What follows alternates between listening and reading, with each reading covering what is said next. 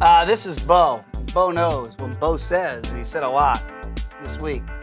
Every time he takes a hit to his head, that scares me. It scares the hell out of me. Bo on Cam, former Auburn guys. Now, he told the USA Today that if he knew about CTE, he would have avoided playing football altogether. And today, those remarks about Cam Newton.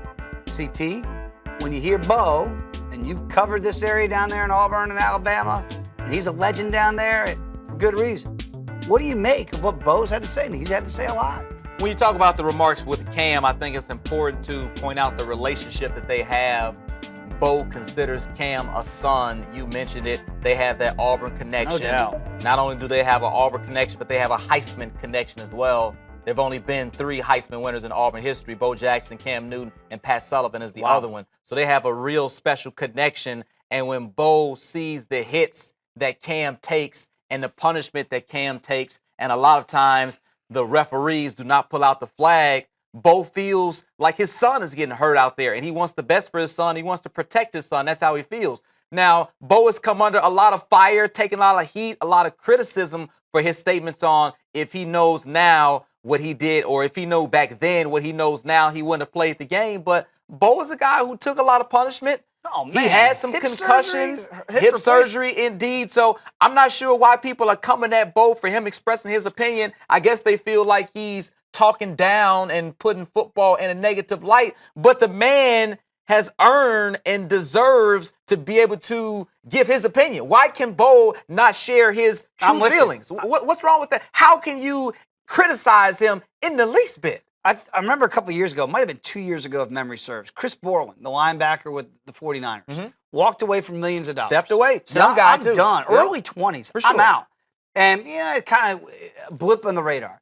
And then you see Megatron leave on his own accord. But still had a little bit left in the tank. Still could have played. Yeah. If a guy like Cam Newton walked away tomorrow, which, by the way, would be well within his right, is that when the NFL would go, uh-oh, when a major star, because the thing is, we go, you can't leave Cam Newton because you're an MVP of the league. We all love watching you play. No matter what we say about you, we all want to watch you play. But you don't have to play. He's made more money than he'll ever need in his life. Right. Right? So if a major star like Cam Newton listens to Bo Jackson, the NFL's going to go, what are you doing, Bo? You're running our guys and you're making them scared.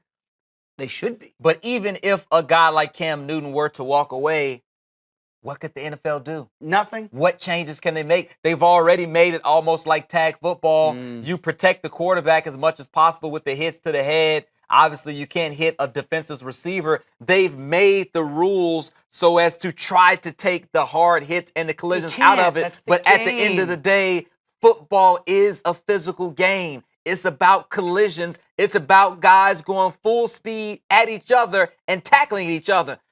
My thing is, at least where we are now in 2017 in football, players know what they're signing up for. Players know what they're getting into. Now, the old guys, that's a different story in terms of some of the lawsuits and, how the guys probably weren't adequately compensated. I think those old guys have a beef. But everybody knows what the deal is now and how hurt you could be later on. I guess the ramifications later on down the line, 10, 15 years after your career, the players should be fully aware of that. I'm with you. And as I get older, I look back to when I played football when I was 10 years old in pads. That was a joke. I mean, it was laughable. Yeah. And the way I think about it now, I think we got it backwards.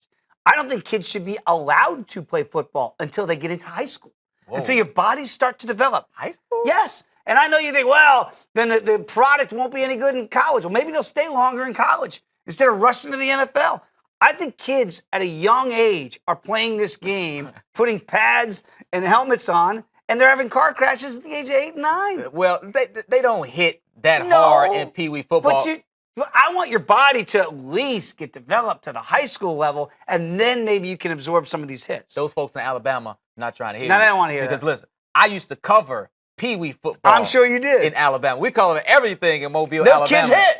And those kids were the real deal. Let's go. And it was serious business, too. Those kids scared me. That's why I quit. The Pee Wee, the City Bowl or wherever it was, I was one the and Toy done. Bowl, that was some hardcore stuff. Well, Folks were riled up. my coach told me to set up on the offensive line and block somebody. I was like, I don't do that stuff.